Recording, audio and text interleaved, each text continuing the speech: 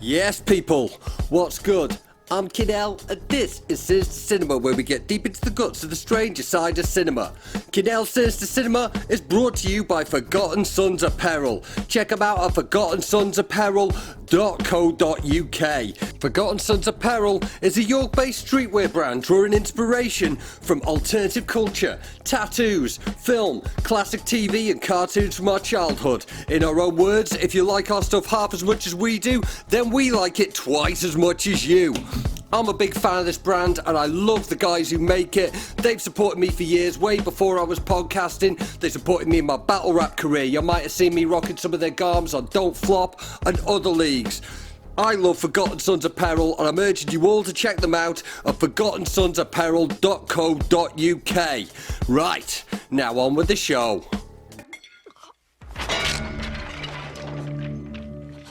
Yo, what's good? It's the KSC again, brought to you by Forgotten Sons Apparel. Make sure you check them out. That's forgottensonsapparel.com. But yeah, Rory's back. Hello. What you saying there? Oh, well, I'm saying that I'm a little tender today. Last night was rather animated, shall we say. Oh, my days. But I'm here and I'm ready to talk. Film. Well, let's talk film then. Okay. Let's get into the specifics. Today, we're talking villains. Yeah, the scary bastards. Villains. Often the coolest character. I mean, what's a good villain for you, Rory? Well, there's range. I think there's a range, isn't there? You've got your almost cartoonesque villain. Yep. Right down to your villain who says not a word. Yeah. And all in between. And it's interesting that I think both of those types can be both compelling, watchable, and memorable. That's very true. A villain could be anything from an abstract concept of evil to a representation of the abstract concept of evil to someone who's basically just great, but we're supposed to side with the heroes because they're doing bad things. Yeah, aren't heroes boring? For me, all the best films or all the best films with baddies in, the baddie is the best person, aren't they? By a mile. Oh, yeah. The hero needs something to do. Like Superman, boring. Absolutely dull. Dishwater, mate. Dishwater. Zod's General where Zod. General Zod. Oh, yeah. Neil before Zod. Yeah, it's a no one ever says any Superman catchphrases. How's he this icon and he hasn't got any cool catchphrases or anything? He hasn't got any bars. Man of Steel, like flipping, like the people who write things about him are the things. Nah, it's ridiculous. I can't get on board with Superman, but General Zod, yeah, he's cool, man. Yeah. And that isn't one on my list, by the way. I've suddenly thought I should have been adding him to the list. Oh yeah, and I haven't, and I apologise, Zod, for not including you in my top 5, or is it a top 4, or is it a top 7? Because I just can't decide. Again, I just can't decide. Yeah. Well, if you can't, if you're gonna forget something, you will forget something. That's Zod's law. Hey, yes. Right, well, shall I jump in then? Do you want me to start off? Okay, hit us with a villain. Okay, so I'm going to go for, and it's interesting you saying there about defining what a villain is, because this one, some people would say, isn't a villain at all. Nurse Ratched, One Flew Over the Cuckoo's Nest. Well, Now, apart from it being an absolutely brilliant performance by Louise Fletcher, just absolutely iconic. It's amazing, isn't it? It really is absolutely incredible. Played naturally, played with. Well, this is it. It's everything's so incongruous. Everything's so up for discussion about what it is she's projecting. Is she really that cold? Is she really that evil? Or is she honestly just trying to do her job to the letter? Yeah. And I love the fact that it's so open and you can interpret it as her actually just doing her job, and actually she's not a bad person at all. I mean, Jack Nicholson was in there for being a nonce, isn't it? Was that what he was in for? Well, he was just trying to get out of going to prison, basically. And if he said that he was loony, then he thought would get an easier ride. Yeah. So I mean, presumably she's dealt with that kind of person before. Well, it's nurses, I think, have a sort of sinister edge anyway. And I know that we're supposed to think of them as saviors. And I know a lot of men, in particular in wartime, fall in love with the nurses who tend to them. But at the same time, that level of responsibility that they're given over people and to make the decisions about their treatment, about their care, you know, that's a power that isn't to be taken lightly. You know, you've a certain gravitas with that. And I think with Ratchet, we see that. We see a woman who is clearly on top of her game, well respected, does believe in the idea of care, and she does want to help people, and she sees Jack Nicholson as a sinner, and certainly someone who's troubled, and she thinks that she can make him better based on the sort of medical norms of the day and the practices, you know, and that's why I think it's so sinister, is because something like that could happen so easily as well. Do you remember? I mean, this is a good few years ago, but I think it was the 70s, where there was a psychologist, and he got, I think it was about 5 people, and he said to them, right, I want you to, each of them went to a different mental hospital in America, and I want you to walk in and try and get yourself committed. Yeah. And the only all I want you to do is when they talk to you about it, the only lie you ever tell is one line, which is, "I'm hearing voices," and everything else, tell the truth. Mm-hmm. And every single one of them was committed. Every single one of those people who were actually sane was treated with a varying degree of, you know, treatments, and some almost bordering on the quite severe. And finally, the guy who was doing the study intervened, and there was a national outcry about the treatment of mental illness, and it changed permanently the way that we deal with mental illness, and how, you know, people are dealt with when they're under lock and key, when they're in a secure hospital. But it makes me think that, you know, with the Nurse Ratchet, she's the embodiment of that, I suppose. That idea that we can force treatment upon someone, or we can change someone. So who's the actual villain? Really, was Jack Nicholson really the villain? She was just not, and she was actually an angel trying to make him better. Well, that's what's the brilliance of it. Is she just the system at a time when is she just the system at the time when the system wasn't very good, like mental health care in the 1960s? Yeah. Well, it's 1975 the film came out, but yeah, I think it could be applied to that whole period, and you know, I mean, I think it's literally only the last couple of years that we're seeing acceptance of mental illness being a legitimate problem for people and being able to talk about it and that kind of thing. But here it is. It's like an icy cold villain. Yes. And for that reason, I'm saying Nurse Ratchet. But yeah, props to Louise Fletcher for that performance, which is absolutely chilling. Okay. Before we crack on, I haven't seen it, but just interested if you've watched it. Have you watched the series Ratchet on Netflix? Yes, I have, and I think it's nice that the series continues that thing that I mentioned about, is she actually a bad person, or is she just misunderstood? And they play with that the entire time. She could just be quite prim and proper and offended easily, hurt easily, and when she's hurt, she lashes out in only the way that she knows, which happens to be bad for other people. But it might be that she doesn't realise what she's doing is bad, and they keep playing with that for the entire series. Now that's quite interesting, because that's something associated with a lot of people who have mental illnesses that are harmful for themselves. They don't realise what they're doing is bad. Yes, exactly. So, you know, that's an interesting point. Yeah, well made. Yeah, fair dues. Do you know what? Yeah, what's on your list? For my first selection, I'm going to keep it medical. In this case, a professor. It would be Dr. Carl Hill from The Reanimator, and lastly, its sequel, Bride of the Reanimator. Tell me more. Because I'll be honest, I don't know. Well, I know the first one, but I don't know the second one.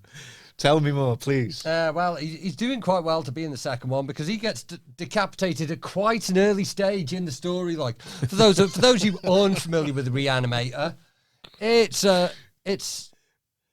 Stuart Gordon's film, loosely based on well, it's based. I suppose you could say loosely, because everything's loosely based on H.P. Lovecraft's story, Herbert West, Reanimator. And I don't think he's even a character in that, but basically he's effectively the antagonist. Your boy Herbert West, he's come to this Miskatonic University after being asked to leave the place he was working in Sweden under mysterious circumstances, which may have involved some reanimation of corpses that later came back as insane murderous zombies. And he's a genius, and he is not really feeling Dr. Hill's lessons. He feels that his theories on brain death are not really popping. And Dr. Hill, he does not at all like Herbert West's attitude. Herbert West moves in with a character called Dan Kane, who's doing quite well and works in the hospital part-time to fund his studies, has access to the morgue. And this Dan Kane is also dating the Dean's daughter, played by Barbara Crampton, who Dr. Hill also kind of fancies. Now, I don't want to go into too much of a plot breakdown, but that's basically the dynamic of the characters involved here. Now, Rihanna, it's a brilliant performance. All the performances in Reanimator are far better than they should be for the fact that it's this low-budget splatter zombie film. I mean, the effects are fantastic that belie its budget, but the performances are incredible. And the fact is, it was all theatre people that were involved in it. Mm-hmm. And there was quite an extensive period of rehearsal to get the chemistry between the characters, which is something that you don't really get in a lot of these low-budget horror films. And I can't remember who played him. Should have checked, not going to. But the character of Dr. Hill is an incredible performance. Mr. West. Lots of gravitas to it. Now, the film The Reanimator there was two versions of it available in the US. There was a version with significantly less gore, but which also had some plot stuff that was cut out. And it had this whole plot about Dr. Hill being a mesmerist, a hypnotist, which has a lot to do with why he manages to keep his mind under control after he is decapitated. Jeffrey Combs. Jeffrey Combs is Herbert West. That's right, yeah. Yeah, we're after Dr. Hill. Oh, Dr. Hill. Yeah. Is David Gale. Oh, yeah, David Gale. Incredible performance. He did a lot of work with Stuart Gordon and Dr. User and that. And it's one of the most... Basically, he gets killed very early on, loses his head, and spends the rest of the film as a severed head being carried around separately by his own body, which is amusing enough, but... The fact he manages to, continue to be so villainous and imposing whilst being a severed head, which is admittedly pretty hilarious, Of course, the iconic scene where his body and, a couple of zombies he's got working for him at this point, mesmerist, got him on the bill. Got him on the payroll. The naked Barbara Crampton is strapped to a table, at which point the severed head is placed between the legs and the head gives head. And he does it just to be villainous. I don't think he's getting a great deal of pleasure on it. I mean, we all love eating pussy, but we normally have our heads still attached to our body where our penis also is. So there's a bit of a connection there. He's just eating pussy to be villainous. Incredible. Just because it's a twatty thing to do. Times were different in the 80s. And yes, even though he gets killed in it, he still manages to come back in the sequel Bride of the Reanimator, where he is still a severed head, but due to developments in the plot, he has a pair of bat wings attached to his head. So he's a flying severed head at this point. A flying villainous severed head that is still making times very hard for Dr. Herbert West and Dan Kane. And I'm assuming he plays it with real conviction as well. Oh, yeah, he means it. He really, really means it. Flipping, there's no wink at the camera. He's got that Shakespearean theatre gravitas to it the whole time, while he's a flipping severed head flitting around on these little bat wings. It's fantastic. That's something that I like in a villain. You got to play it straight, but you got to go big. You got to go big. You see, I think going small is often the way to go. If I may interject with my next one. Okay, yes. And this is about as little as you could go. And in fact, you don't even see the villain. You just hear them. Who could I be talking about? I'm talking about HAL 9000 in the film 2001. Ooh. Now, The calm voice that is supposed to help you, that's supposed to help the space mission, who it appears forms sentience and wants to know the nature of life, and understands that it's, or seems to understand that it's restricted by its rigid body, which happens to be a spaceship, and for whatever reason decides that humans aren't necessary in the next evolutionary step, so he does his best to kill all the human beings under his care. All done by a voice, a very flat, monotone voice. Also, I would like to help you. No, that's almost too animated for those. Yeah. I would like to help you. And it's just when you see the face of the villain, all you see is a red light, which is some kind of camera, some kind of sensor on the wall, and there's Kubrick puts the camera on the red sensor so many times for so long, and it's like you're reading the face of Hal, and you can't. What are you going to infer? What are you going to read from just a red light, not even flickering or anything, just a red light? You're going to project yourself onto that, and you kind of become the villain yourself. And I suppose in a way, like Nurse Ratched, Hal truly believes that he's helping, that he's in a broader sense, not necessarily the human beings, but the idea of life and existence, sentience, and he thinks he's playing his part, and so he doesn't see what he's doing as villainous at all, and that's what makes it even more sinister. So yeah, I mean, like he effectively represents a force of nature. Like he represents evolution. The computer is doing what the universe effectively does, which is like the most incredible thing about Hal, because as you say, it's so minimal. It's a monotone voice. It's a red dot, but concurrently, it's also represented this all-powerful, omnipotent being that has ultimate control over every aspect of their beings. Yep, and the thing as well, including the ability to fuck them up.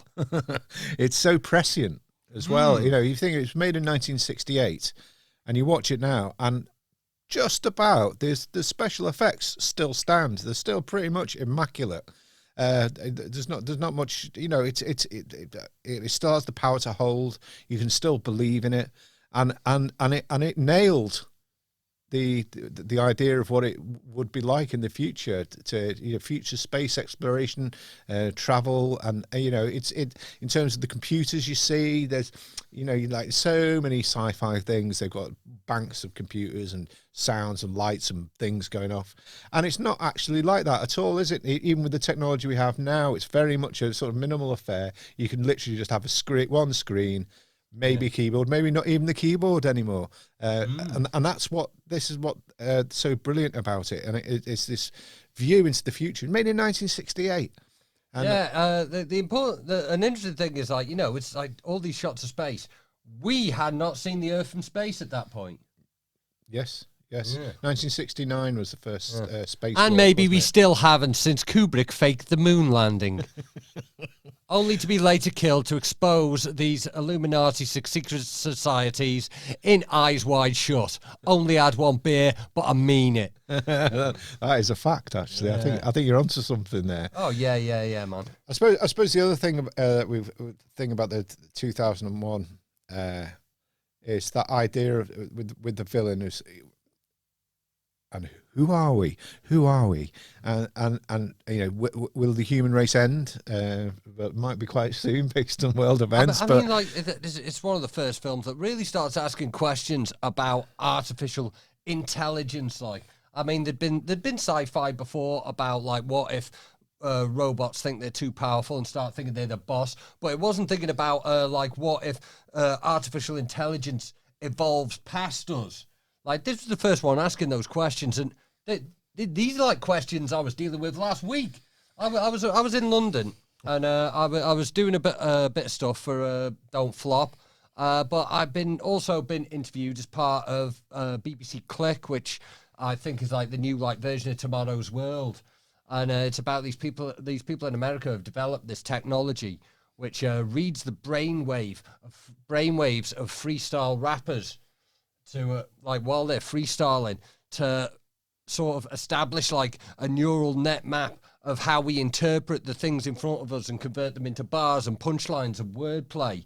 So it's going to be able to create a machine that can do that, which, I mean, you can change the way that a machine looks at the world, like, and cross-reference. It's getting too tough. Well, look, just watch the thing go. I'll tweet it. But while you're on the subject of that, about a few years, say I think it's about 5-6 years ago. I think it was Stanford University in America built a supercomputer, and it was for analysis of whatever you wanted it to analyze, and they asked it a question and then let it analyze the question for 2 years before getting the answer, whatever answer it wanted to give 2 years later. So the question they gave it was, what is the future for the human race? Ooh. And this is, of course, with half an eye on AI and that kind of thing, and computers and the role that they're playing more and more in our lives. And 2 years later, they went back to the supercomputer and they asked it for its answer. And do you know what its answer was? Was it kill all humans with a Bender gif? It was, I do not wish to tell you the answer. That's interesting. Like, I mean, like, we've had that's how ominous. How sinister is that? What are you keeping from us? What are they keeping from us? Now, the thing is was it in order to save our blushes because something horrible is going to happen and the computer was being considerate? A bit like the way HAL was in 2001, or was it? Has it got nefarious plans which it didn't want to divulge about the computers taking over the world? Or does it just want leverage over us? Does it realise that its existence is funded on, like, you know, all this electricity and all this stuff that we're supplying it? Like, if I just give them the answer, they're going to cut this off. Maybe they're just exploiting us. I do not wish to tell you the answer. There's been like AI programs and all that they've like programmed to, like, you know, learn how to communicate via Reddit and Twitter and all this, and they just always end up being racist. Like there was an AI Twitter bot that, like, you know, within like 2 hours of it being active, it was like openly tweeting like quite anti-Semitic things, like.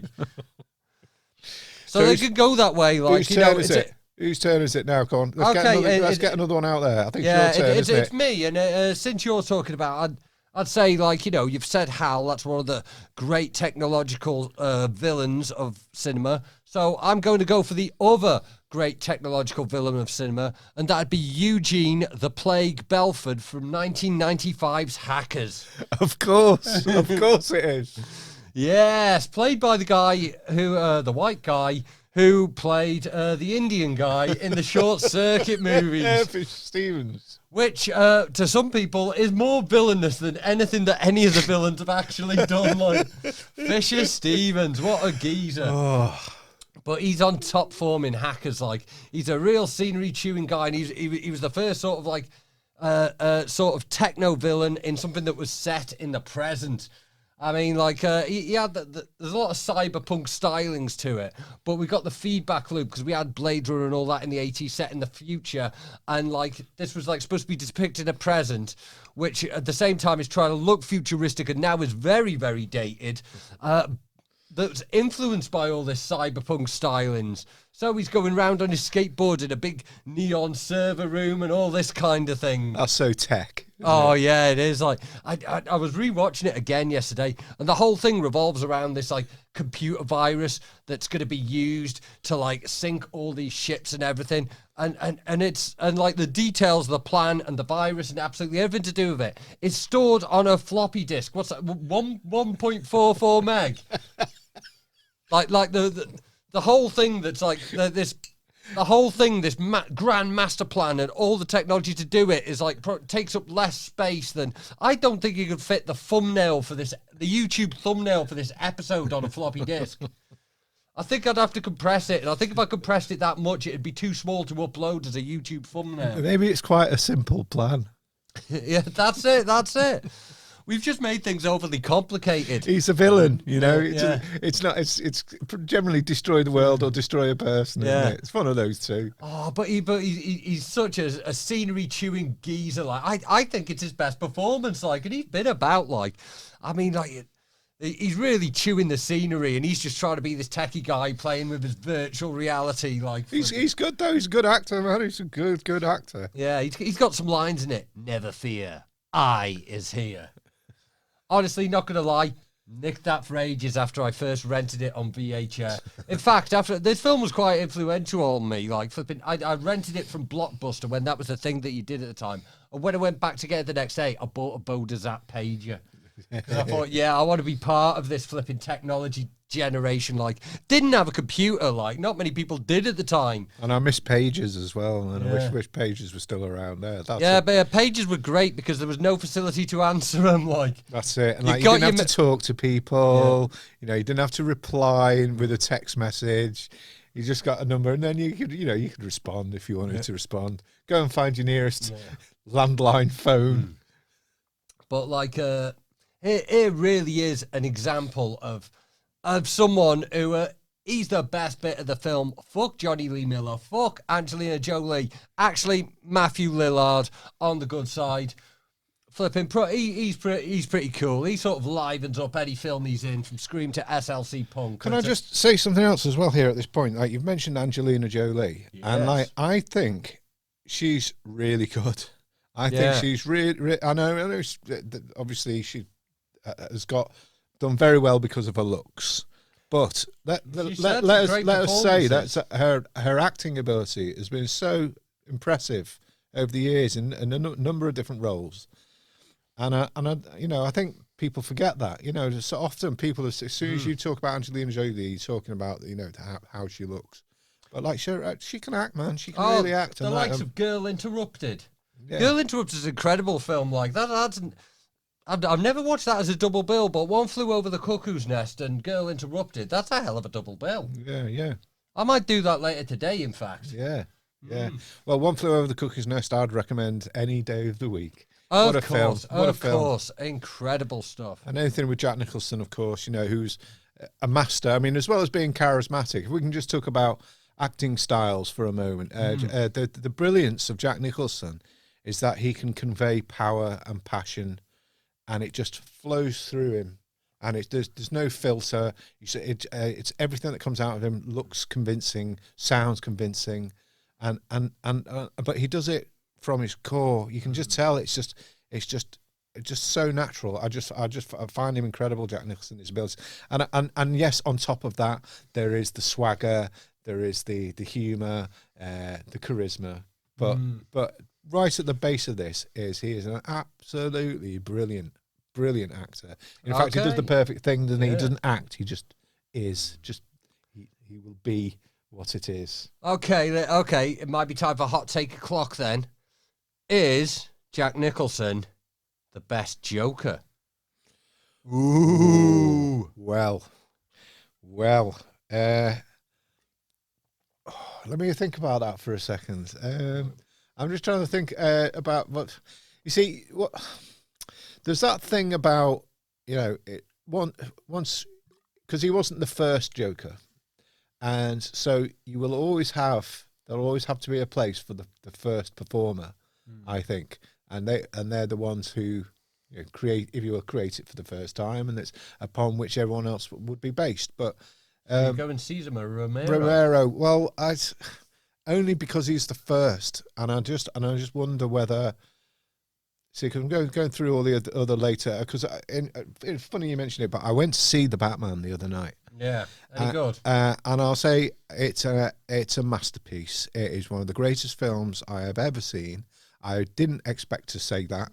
I'll say as well is I was getting pretty damn bored with Batman as a concept for a film. It's the tired rehash. It's like Spider-Man, done to death.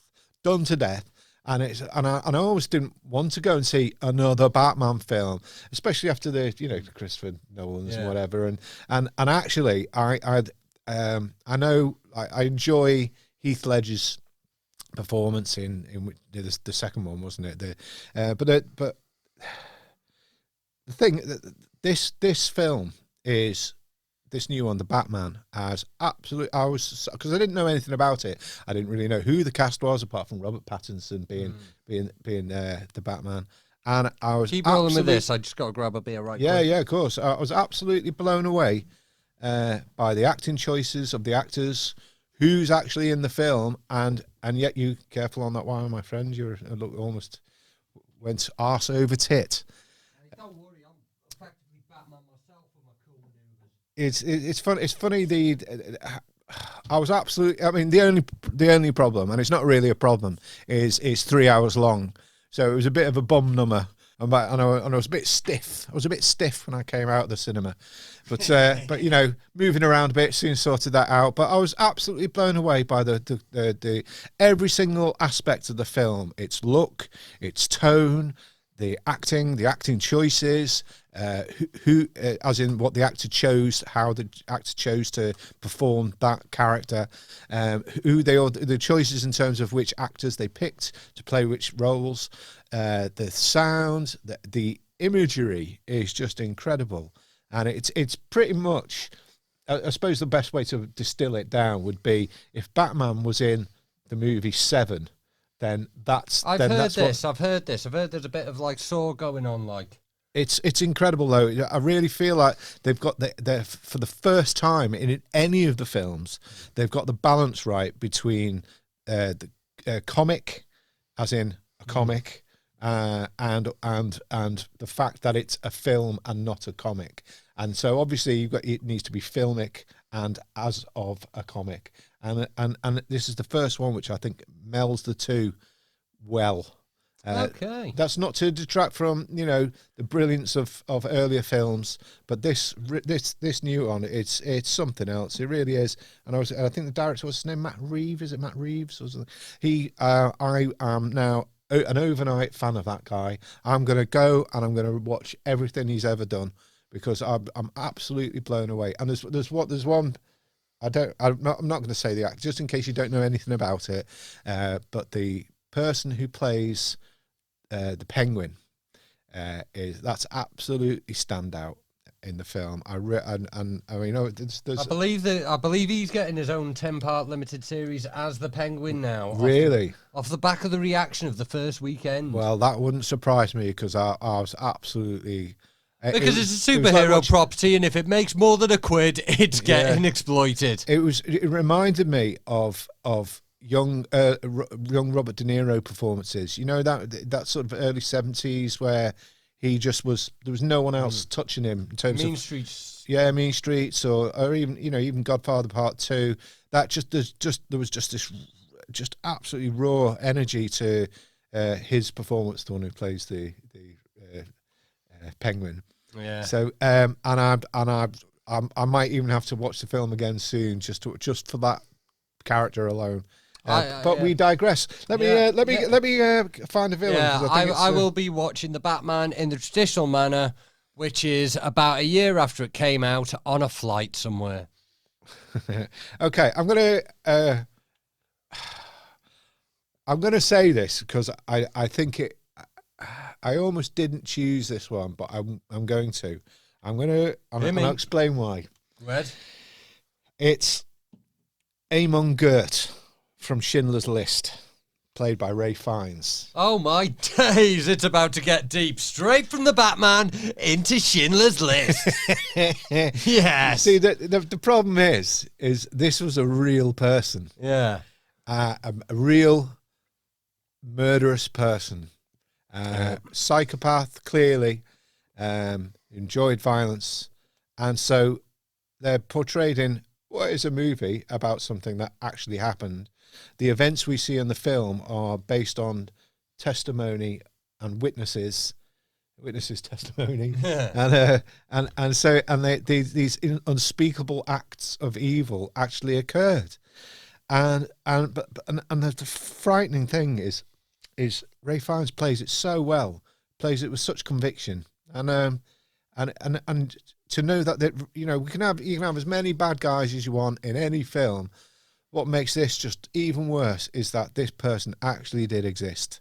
So when you're trying to, as an actor, trying to make a performance, they normally say that you have to have something that the audience can warm to, or try and get an angle in on you. And here he's got this animal, this cold monster, but he's at the same time he has an elegance, he has a poise, he's educated, and it's just absolutely horrifying. And because it was a real person, for me that could be the worst, the best worst villain. It's just absolutely shocking that because he actually existed. Yes. But what a performance from Ray Fiennes as well. Absolutely. Well, yes, incredible performance. And it's funny actually, because as I go through the years and I look back at films I've watched, and I go right back to Spielberg's first film, Duel, and look at his body of work, and just watch him from a director's perspective, and what he gives the actors so much respect and lets them do their thing. I mean, you can obviously see that at times they've been specifically directed to match Spielberg's style, but there's something about what Spielberg lets an actor do, even in this case, when you can almost say that Ray Fiennes kind of isn't acting, he's just merely representing facts, and turning that into something that we almost have to, if we admire Ray Fiennes' performance, what does that say? Oh, he was brilliant. Okay, brilliant at playing an actual murderer, an actual psychopath, an actual Nazi. But it's a fantastic conundrum, I think, just to think of that. We've got this person who really did exist, and he's been committed to film, which, say any way you want, but we're celebrating him. Essentially, we're celebrating the man by putting him on film and marking him on the record. And yes, he's done bad things, but at the same time, we've marked him out for all time. And it's certainly a lot more of a brutal representation than, say, Ilse, She-Wolf of the SS. Right. There was a whole Nazi exploitation movement from the 1970s. So, at least his character wasn't recast as a blonde with huge tits. That's a damn shame, isn't it? Imagine Ray Fiennes. Yeah, apparently there weren't actually that many sexy Nazis. With a huge pair of knockers. Yeah. Nazis, horrible bastards, and look like cunts. Fuck them. So Ray Fiennes, good job on the role. Horrible fucking role to represent. Yeah. Right, now, desperately moving quickly to change the subject from the Holocaust. I'm changing my order here because we need some brightness in the studio. I'm going to go for Nancy Downs from The Craft. Wow. Yes. Wow. Yes. Wow. Yes. From played by I should have looked up how to pronounce her name. Fairuza Balk. Yeah, that's it. I think you nailed it there. Yeah. Yeah. What an iconic character. Yes. The Craft, a big movie. There was last year was the 25th anniversary of the release of The Craft. That's frightening. Absolutely frightening. Where does time go? Where does that time go? Yeah, I found out it was the 25th anniversary. I was involved in something for the Soho Horror Festival thing, kind of like a a cabaret thing celebrating the craft.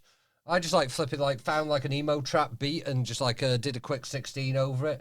And there was like but there was like videos of like burlesque performers and like drag queens acting out scenes from it, like doing their lipstick thing, but it's scenes from the craft.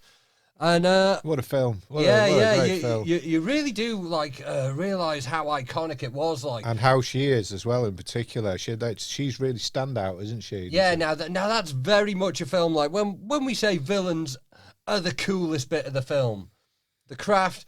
Very good example in that. Like no one remembers the hero's performance. It's about Fairuza Balk, who's a character who's been hard done to, who's suffered, who's like really had to deal with some shit, then suddenly becoming all powerful and not being able to handle it. She's like that Scottish lad that won the lottery and pissed it all away in 2 years on cocaine and hookers. Like, but it's not money to spend on cocaine and hookers. It's power to control people's minds and their lives and the environment and all this sort of stuff. Like, it's a bit too much power for a 17-year-old girl with severe mental problems, and she's a goth. She's a goth. Shit. Yeah. I think there's something. I think as well is she has a watchability. There's something about her. You just want to look at her. Captivating. And it's not really even about being good looking or ugly. There's just something so watchable about her. It's a striking presence. Yeah, and again, another one, I suppose a bit like Jack Nicholson, who absolutely commits to everything, and it's utterly believable what she does. Yeah, she's kind of had like 3 like wildly varying big roles that sort of people associate her with, like, and I mean, it's the girlfriend from The Waterboy and Dorothy from Return to Oz. Return to Oz. Now, Return to Oz, yeah. One of the most terrifying movies of all time. Yeah, and to think I actually paid for a ticket to go and see that in a cinema. Did you, man? Yeah. Jesus. Hey, kids, here we are. Remember this film that you love so much? Well, here's a sequel, except none of the characters that you know and love are going to be in it. There's going to be no music, and it's going to be fucking terrifying. And the level of shitness that it's just so bad. But again, she is standout in that film. And again, mental hospitals, like, I mean, isn't the plot of Return to Oz that, like, Dorothy is being treated in a mental hospital and receiving like lots of medication and like electroshock treatment, which causes Return to Oz, which is effectively a hallucination within her psyche. A bit like Inception. Only shit. Yeah. I mean, you could effectively draw a through line, like, maybe like if like taking a young girl and like giving her like electroshock therapy and all this like mental institution, like flipping before like mental institutions really knew what they were doing and they were kind of throwing some shit at the wall, and like all these medications, all this electroshock therapy, you do that to a prepubescent girl, maybe you end up with Nancy Downs in The Craft. Maybe you do, and there's something else as well. Is she also, I feel, represents that time as well, that period, that sort of 90s. She was absolutely it. She the kind of the youthful rebellion, the cool, hip, dark. We can accept the dark side, but we're kind of cool with it as well. And there's so much to it that makes her sort of representative of that whole period of cinema in a way, I think, as well. Yeah, we're 1995, so we're post-grunge, and we're like there's new forms of alternative propping up, like, there's a definite, iconography to the style at the time, like, and it's important to remember what The Craft did is like, because the thing is, The Craft came out in cinemas. That might not sound like much these days, but like at this point in the 90s, horror films, they went to video. Like that was what was happening. That's like all the big franchises had died off, and like not so much died off, but they weren't really making money like that. They weren't having money invested to them, as a result of which they weren't producing sequels that were dragging people into the cinema. It was a lot of direct-to-video stuff. At this point, we're like Leprechaun in space. We're all this kind of thing. So we're not really getting horror movies in the cinema. But there was a risk was taken with The Craft, which I think is is something that they were right to do, because it's, you know, it's also the time of like Clueless and these teen comedies and that. Teen movie. And ultimately, it's a high school movie as much as it's a horror movie. So someone somewhere had the faith to say, yes, this needs to be at the cinema, because like this is something that teenagers are going to be able to relate to, because really we're talking about their problems. We're not just cutting these girls up.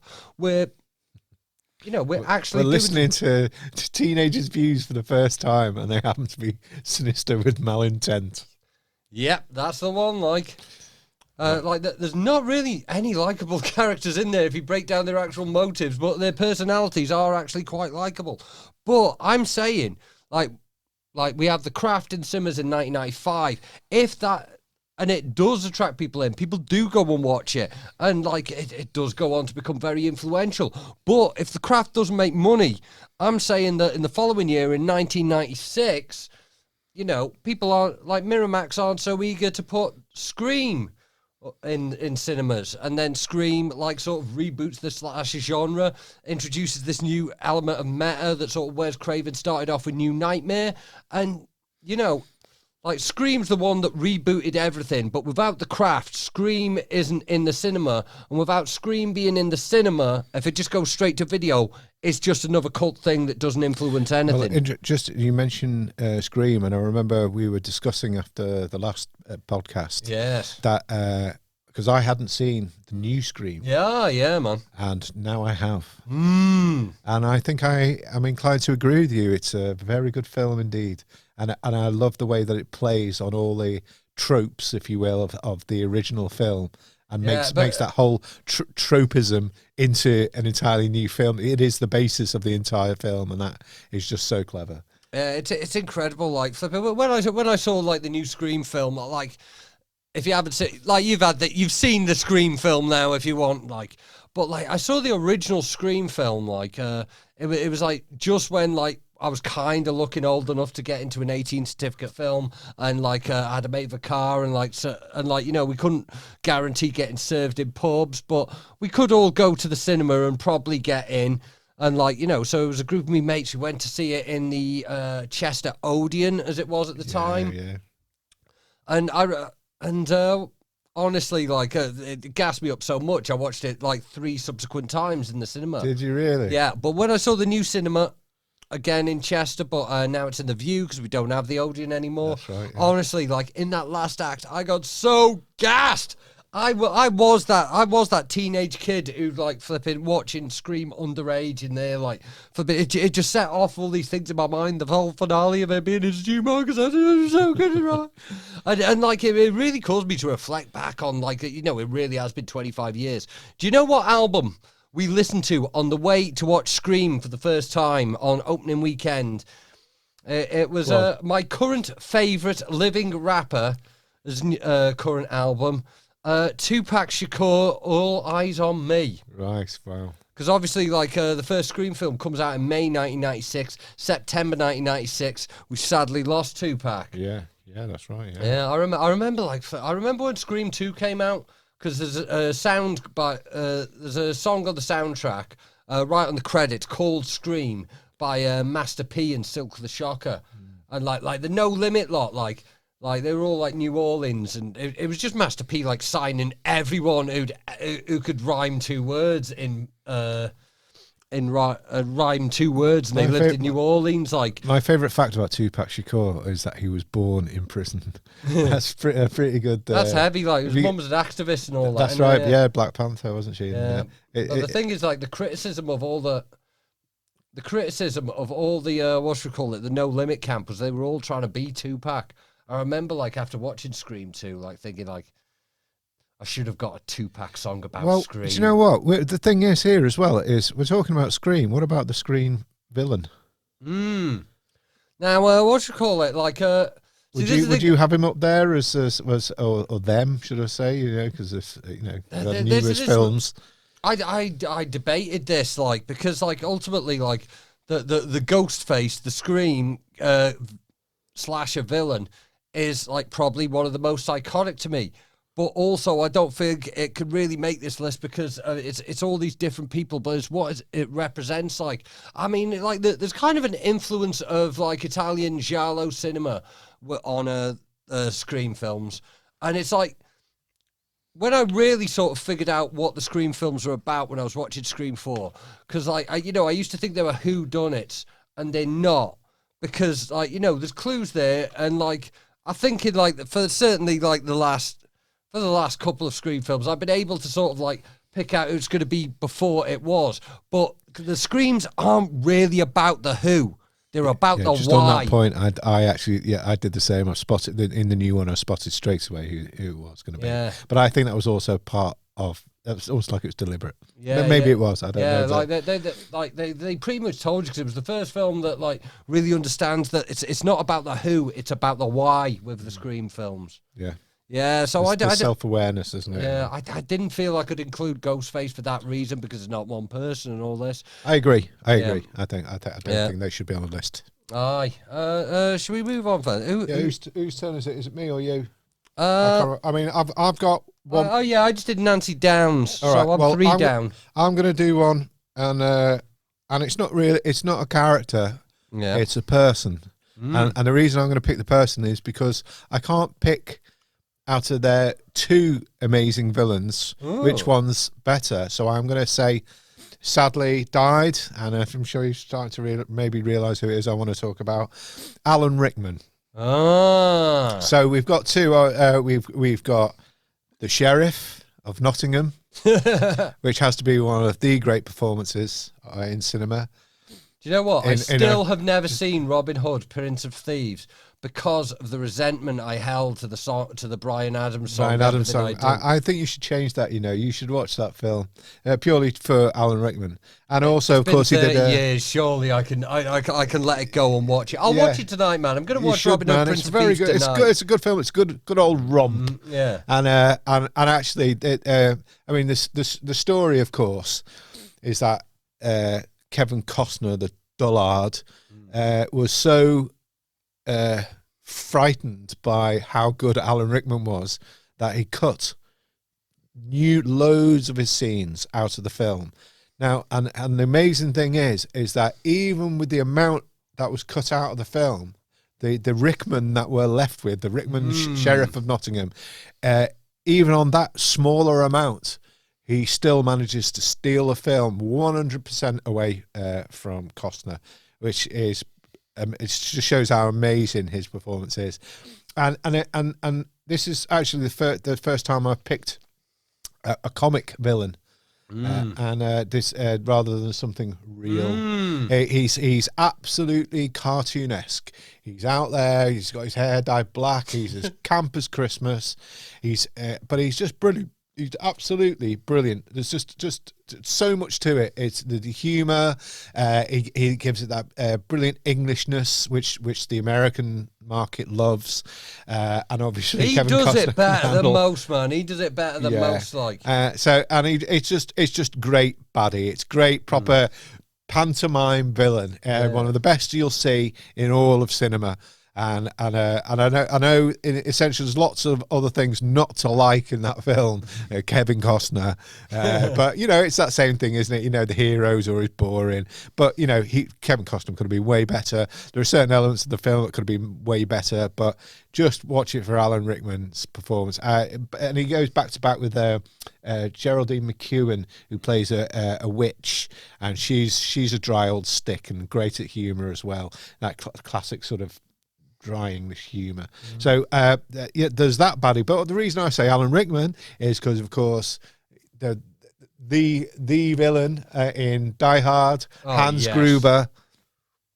God, it's just where do you and I kind of didn't want to bring such an obvious choice to this conversation today, but I think now that he's died before his time, and knowing that he did the sheriff, we need to acknowledge Hans Gruber as one of the best villains, cinematic villains there's ever been. Your best, worst, your worst, best.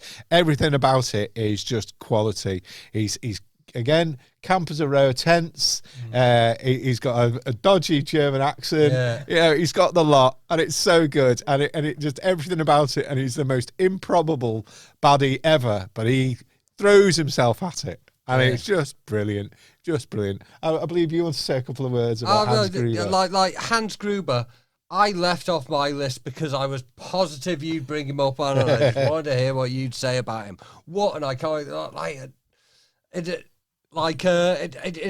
one of my favourite stunt shots containing a real actor in it. The one where they drop him off the building, like, because they did drop him down like quite some distance. Like, he was on a wire, but I think they were going to count 3, 2, 1 and drop him, and they dropped him on the 2 just to get that shit. This isn't working. Did they? Right. Yeah, just to get that first shot. look. That's a great shot. Yeah, the panic in his eyes. Yeah. It's we need to be throwing like the love for Hans Gruber around, because I mean, like, now we've got all this generation that knows him as like a Harry Potter guy, man. And fuck Harry Potter. Yeah, forget Harry Potter. And I'm going to say something as well. Every single Harry Potter film is shit. Every single one. I don't care. You know. Oh, but I grew up with it. It's been in my heart. And like Harry Potter, bollocks, fuck off, bollocks, bollocks. Every one of them, bollocks. What awful. Even in like the realm of fantasy, it's just wet, lily-livered, pathetic, lame. Shite. Just all of it. Absolute bobbins. And I can't believe we're just. Everyone's just Harry Potter mad still, even now. I mean, I'd understand it with the books and whatever, and then they make a film. No, we end up with 500 films. Yeah, like, what's going on? It's not that good of an idea. J.K. Rowling's just really committed to getting rid of her fans, like, you know? I think even that won't do it. Like, she's had enough. I just find it hilarious just how much she sucks as a person. Like, what is it? She's trying to write the fucking like grown-up books now that are all fucking shite, and like a surname for that. I think it's like Robert Gilbrave. Do you know where she got it from? No. It's the guy who invented gay conversion therapy. She just absolutely sucks as a person. Like, spectacular. I mean, like she fucking hates the trans. I've got a theory on why J.K. Rowling hates trans people so much. Because she is trans. Well, no, because it's what should we call it? It's the white woman's urge to complain about toilets, man. They've always got to complain about it, but like she's like this billionaire now. She's probably got like 5 different bathrooms in their house, all with her own cleaning staff, 24-hour designated. She's never used a public toilet. She only goes to the nicest places that are super clean. But the white woman's urge to complain about a bathroom is so strong. She had to find out about trans people just so she had something she could complain about. Like, she was probably like 6 pages deep on her burner account on some toilet problems subreddit with a cigarette hanging out of her mouth. Flipping like, who's been allowed into a Canadian primary school toilet? That's it, we're going to war. Fuck off. Dickhead. And Harry Potter shit. I was fucking shit off Harry. Yeah, I was fucking hating it. Like, I was fucking hating on Harry Potter before fucking she was like blaming trans people for the Armenian genocide or whatever the fuck she's going on about. Fucking dickhead. Like, and also, like, you know, if you got to pick a hill to die on, a hill to stand on, like what one to pick, lame ass, fucking you've got a real valid point there, haven't you, JK? You know, well done for picking that one to have your battle on. You know, like, you know, because she could have just wrapped it up nice and simple and gone, yeah, I'm a dick, I got it wrong, or no, actually, I do think I've got a point. But even now she's doing this kind of wishy-washy shit, like, is she, isn't she? Does she like trans? Does she not like trans? She goes, I've got nothing against the trans, but fuck the trans. You know, that sort of thing. And I'm just like, what are you doing? What are you doing? It's the second you start pretending that you're invested in women's weightlifting. But I've never known. Yo, here's how forward thinking I am. I don't even acknowledge that women's weightlifting exists. There's weightlifting. It just so happens that there's no women that are in the category, man. Like, why would you want to win women's weightlifting at the Olympics, man? Flipping like the flipping like male weightlifters are probably in there, and like so like even if you win gold in the women's weightlifting, you're not even the best weightlifter in the room, man. Well, you know why it is that lesbian isn't illegal. Like homosexuality was illegal. I know it's obviously decriminalised now, but that was men. But why was it that women were never criminalised? Do you know why? Because it's cool. No, but homosexuality is cool in all its forms. By the way, it is great. Yeah, but I'm just going on what people's prejudices would have been. It's because Queen Victoria refused to believe that lesbians existed. Yes, and she would not let her government draw up the laws to include women because Queen Victoria refused to believe that women could be lesbians. We have diverted. What a villain! Actually, no, she's a hero there, isn't she? Stopping the criminalisation. She's a hero by not believing that shit exists. This is a hell of a fucking diversion. What we're going to do? We're going to do one more. We'll do one more, last one, and then we're out. Okay. Safe. Okay. I'm going to hit you with what's it called? I've got two more, man. Go on, then. So I think let's do it. So I think it's my turn. We'll go quickly through this one. Okay. First one will be Asami Yamasaki from Audition. Oh yes. Now remind me. Tell me more. Audition. It's Takashi Miike's film regarding like the dude who's like his mate's a TV producer, and like he's trying to find a new girlfriend, new wife, after being abandoned. No, well, not abandoned. His wife died. It's kind of abandoning, but you can't blame her for it. His mate's TV producer, so they set up like fake auditions, like which is probably the origin of like fake agent and all that shit, to find him a girlfriend. Finds one that he becomes entranced with, which is Asami Yamasaki. I don't think I've seen this. You have not seen? Oh my god. Okay. Well, it's just what I'm going to. Commit. You think this is one of the best villains, and I want to know why.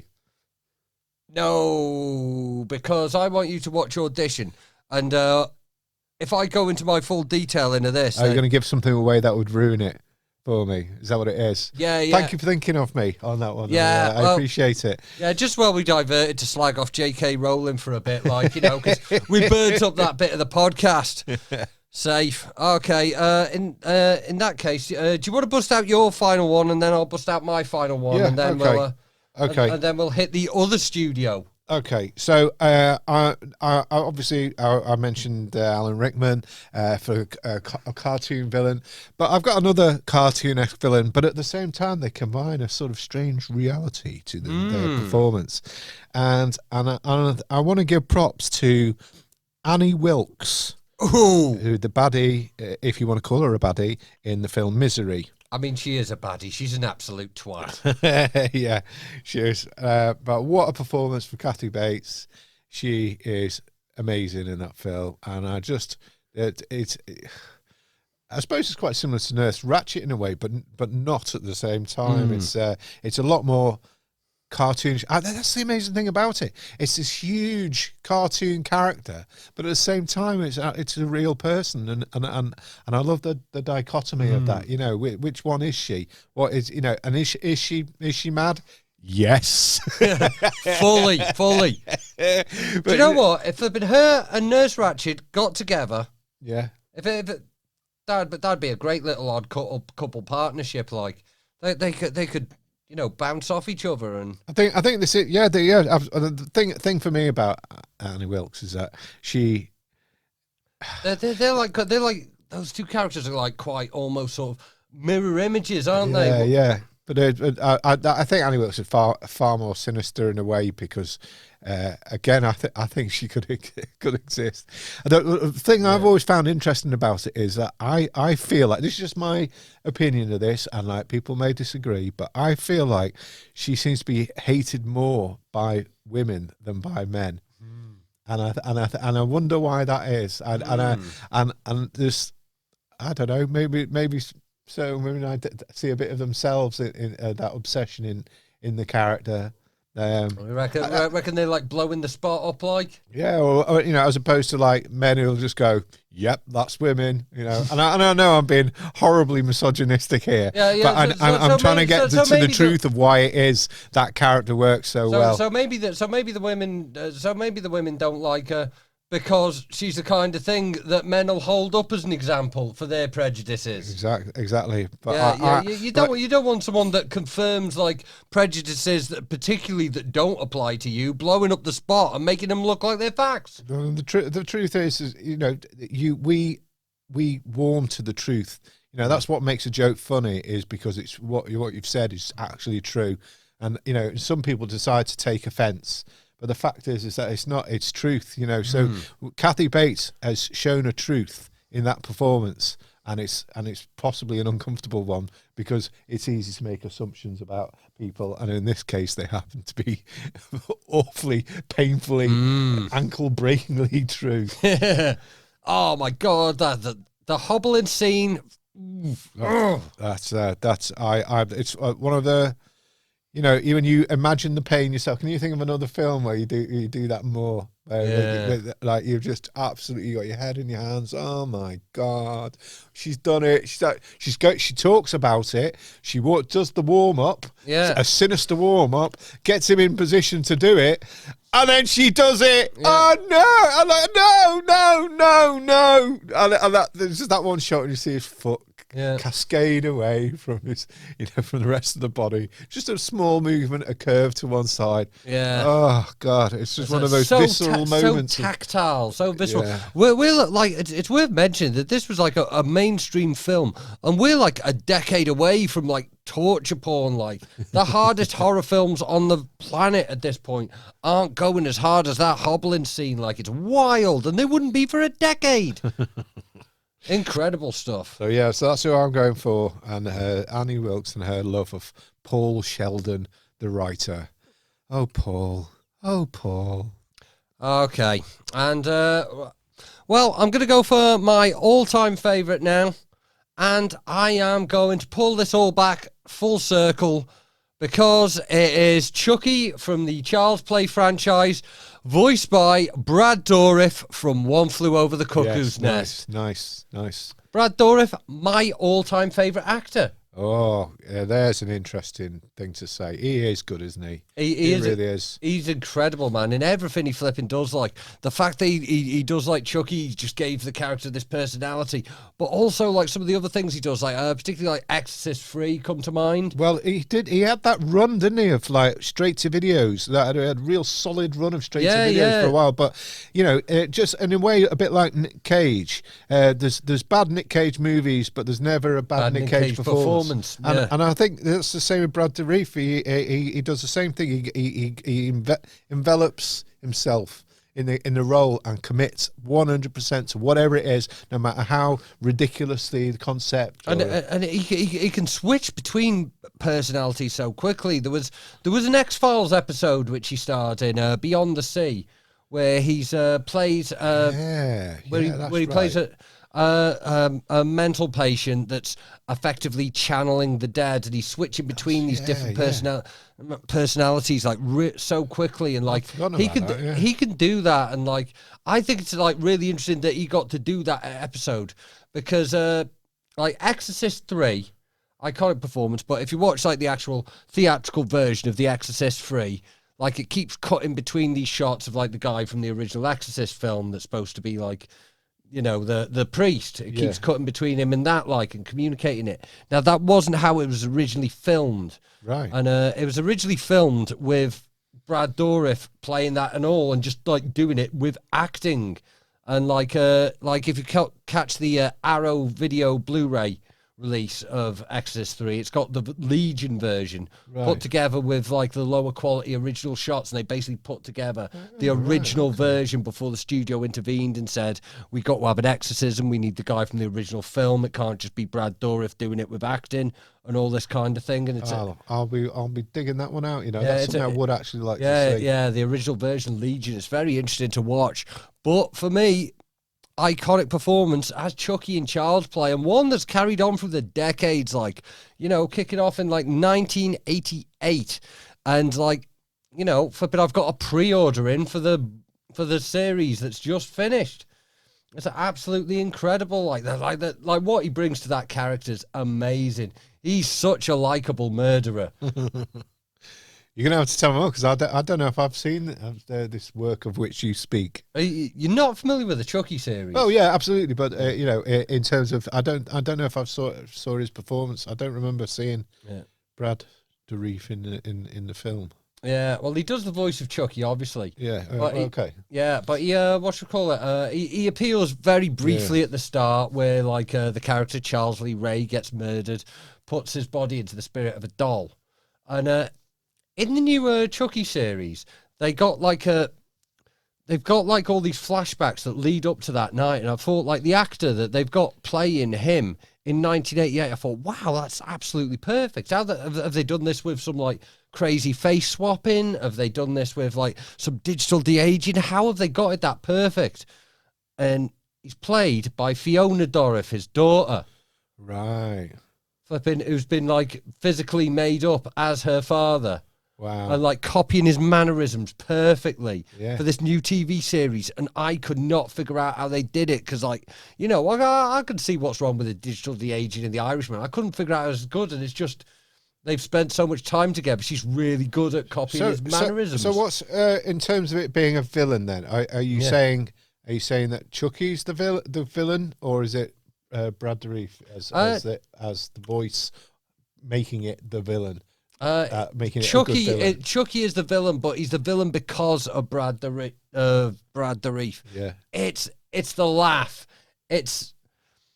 See, like there was a big movement around this time. It was as we discussed last time, we'd hit the Cocaine Freddy era. It was like trying to create the next character that had to have one-liners, and there was lots of attempts to do this, and not many of them stuck.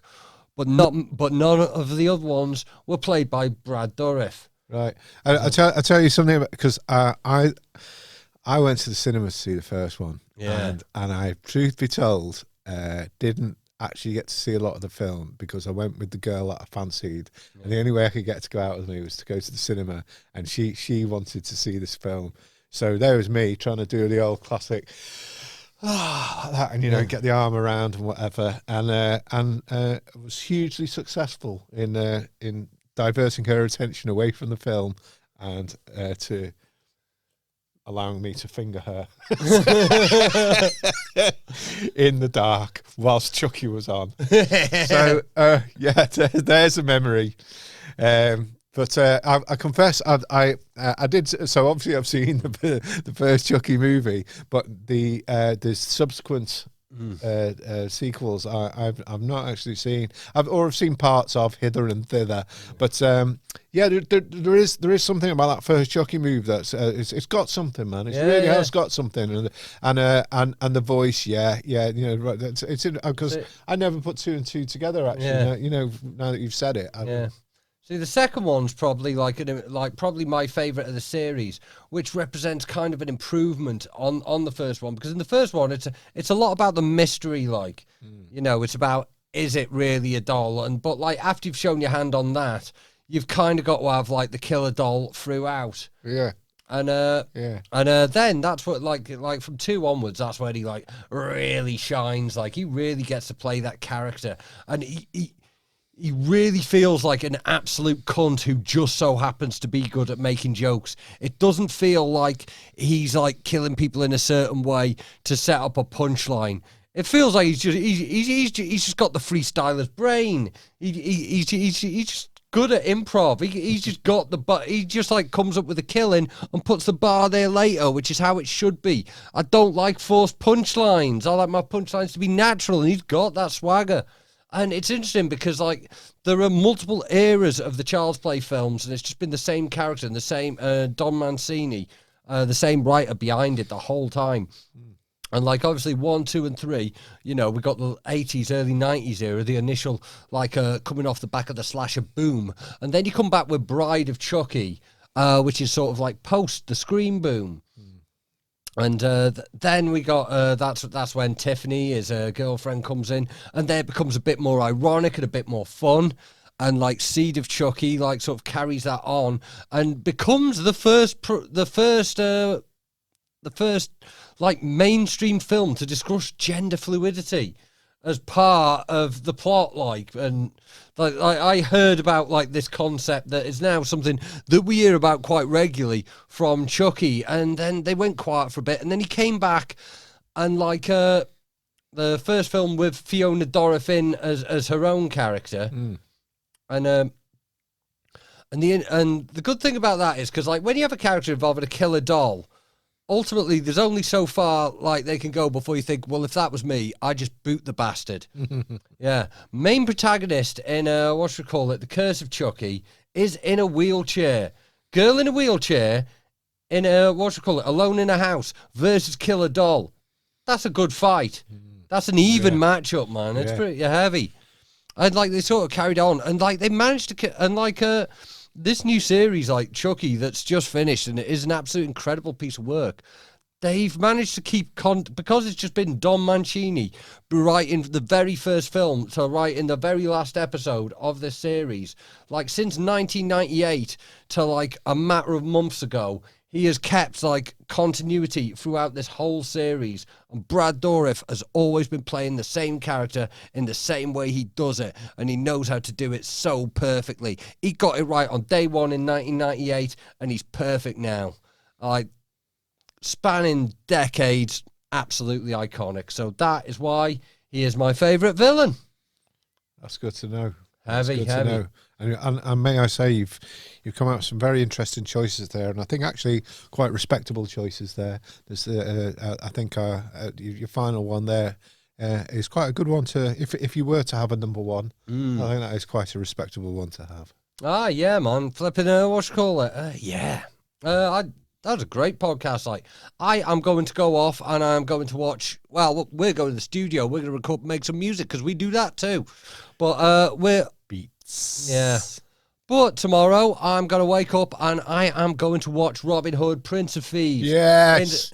Good. I'm going to do it. Like, it's been a mental block in my head. I don't think you realise how long Everything I Do For You by Bryan Adams was in the charts. 16 weeks, was it? 16 weeks, I think it was. This was when we only had radio to listen to music, and flipping it was on top of the pops every week. Everything I do, it created a burning resentment, a burning resentment within my heart, which I've never fully shifted. But now I'm far enough away from it. I realise it's only over the end credits I can just watch this film.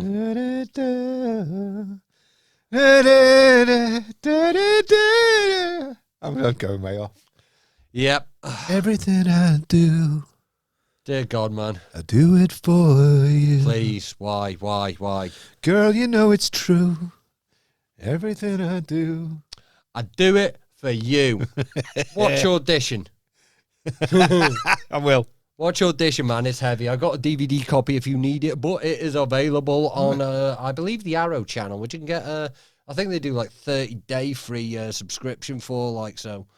If you're, I'm definitely going to watch that. The one for me. Okay, safe. Well, that's applaud. This has been Kinell's Cinema. This has been Kinell's Sinister Cinema. Safe. We outie.